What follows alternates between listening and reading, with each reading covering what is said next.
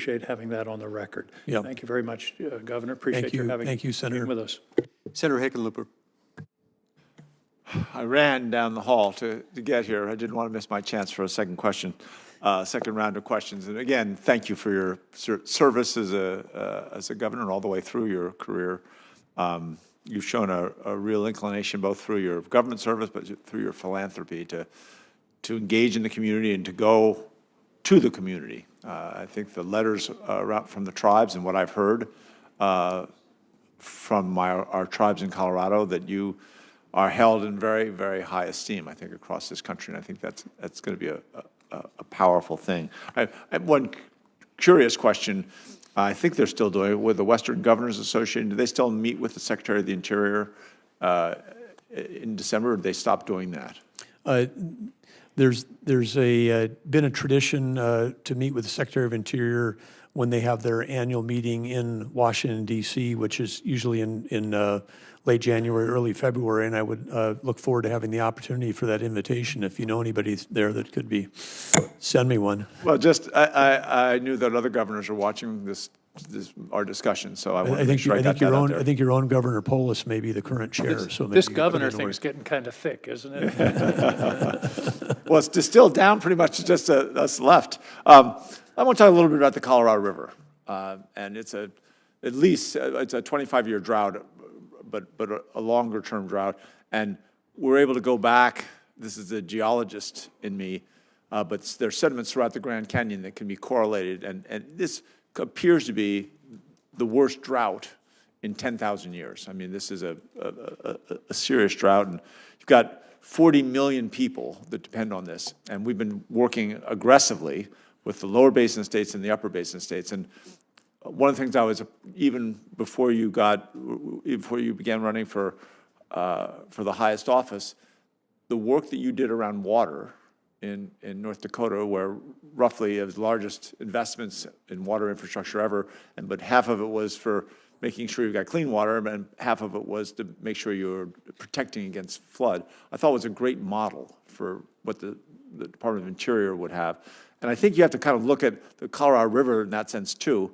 I think that the Bureau of Reclamation plays a significant role there, but I think a strong leader being able to find and incentivize those innovations of how do we make sure we're saving water and doing more with the water that we have rather than fighting over it. And there's a long tradition in the West of whiskeys for drinking, waters for fighting, as we said last week.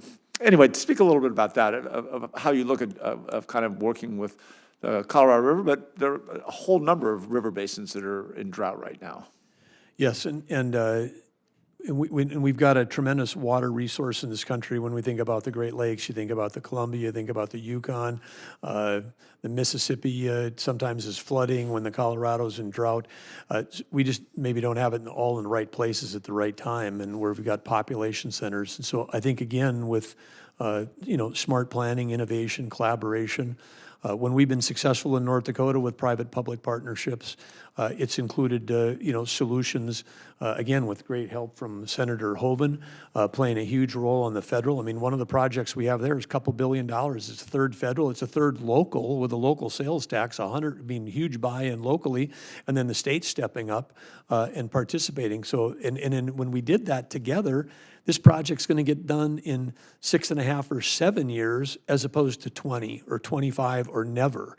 With something, because we have that experience in North Dakota too. We got water projects at the federal level that were started in the 1960s that still haven't fulfilled their full mission. Right. So anyway, I think there's an opportunity to work together to come up with solutions. And that timeliness does magnify what can get done.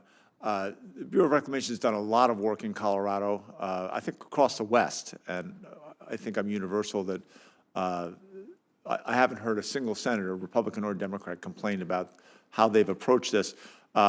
They have a bunch of projects that are midway, and I'm hopeful that I know there's going to be there's a lot of talk about a tax cut and a lot of talk about how they're going to pay for that tax cut. Hopefully we can protect those funds that have been committed to various water projects, because the worst thing you can have, and this has happened to Colorado 2 or 3 times over the past several decades, where you get halfway out, you're building something, and then all of a sudden the support goes away. Yeah, agree. Having a secure and predictable forms of capital for these projects. When you have the instability, the uncertainty, then the people that are bidding on the projects bid higher. They have to take out more risk on their side. Their insurance companies that are supporting them on the private side say, don't do this. When we were able to go to the private-public partnership and we could create certainty that they would have the permits, that lowered the cost dramatically, and not only the time to get it done, but it also lowered the cost. That's music to my ears, and we agree completely. So we'll remember this conversation 3 years from now, and I'm sure who knows what the future will bring. But I appreciate that commitment to the long-term solutions. I think that is necessary on almost every level in this country. Great, thank you, Senator. Thank you.